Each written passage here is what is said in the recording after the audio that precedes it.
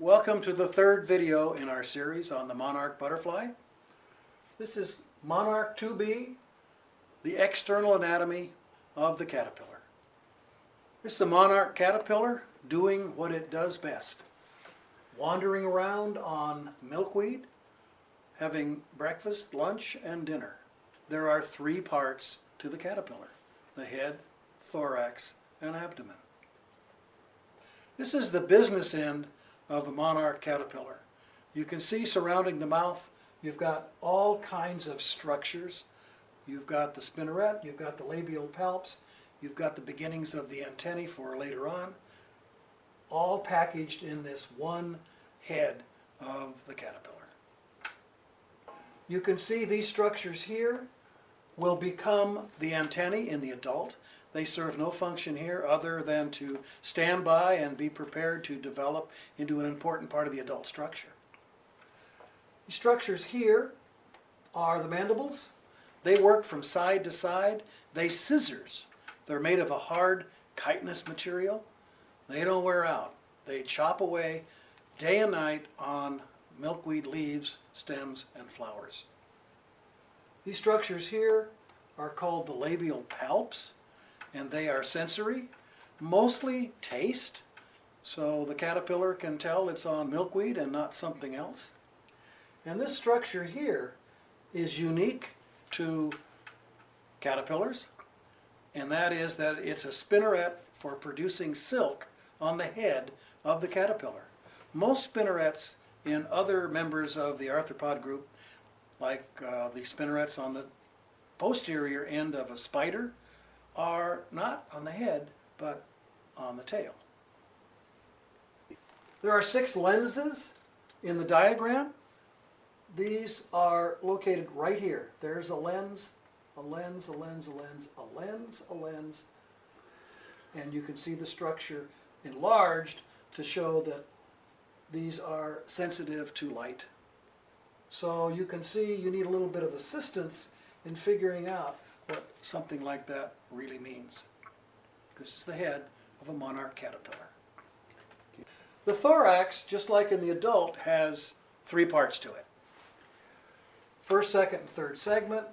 Off of the second segment comes the anterior filaments and the 3 pairs of legs, true legs, on the thorax. These are the anterior filaments on the second segment. In the thoracic segments, as well as the abdominal segments, there are spiracles. These are openings into the internal part of the caterpillar for respiration. There's air exchanged through here, oxygen on its way in to stay, carbon dioxide exiting from these little openings in the sides of the segments in the thorax and the abdomen. Spiracles on the monarch caterpillar are really hard to see. We've outlined one. There's one in here. It's black on black, but it's there and it's essential to exchange gases. Part of the respiration system. These are the true legs on the caterpillar. You can see there's 3 pairs. They become functional in the adult. They attach quite well, quite coordinated. True legs on the caterpillar. Okay, this is a caterpillar. Up close, you can see the legs hugging a twig. This is the first pair, second pair, third pair. 6 legs, 6 true legs on the thoracic part of the caterpillar. Abdomen is the third section in the 3 body parts of the caterpillar. You can see there are 11 segments, with the last 3 being fused. On the third segment, a proleg.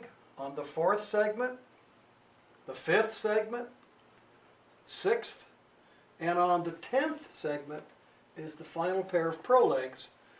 Prolegs are very unique. They are found only on the caterpillar, not in the adult.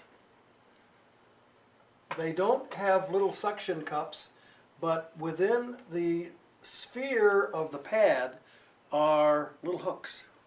And those little hooks are called crochets or crochets. Here's a close-up of 4 of them. You can maybe see that there are hook-like structures, and they hold on very well, very efficient.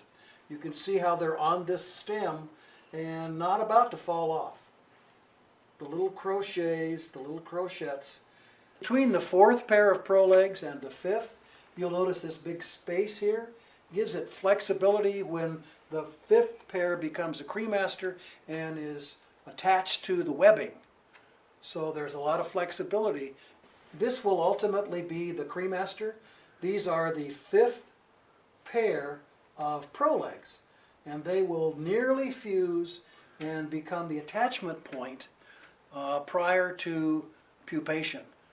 The 5th pair of prolegs become the cremaster, and they are literally driven up into this matting of silk produced by the head end of the caterpillar for its tail end to attach.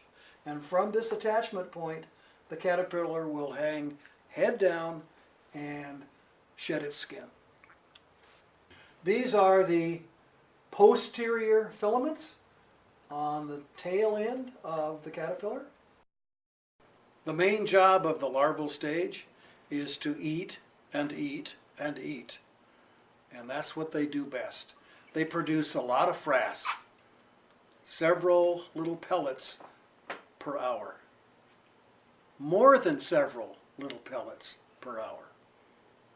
Lots of frass produced by the caterpillar, especially just before pupation. They totally empty their gut of undigested material and prepare for the chrysalis stage. This is the end of the caterpillar story, the external anatomy. The monarch caterpillar, the larval stage, munching out on milkweed.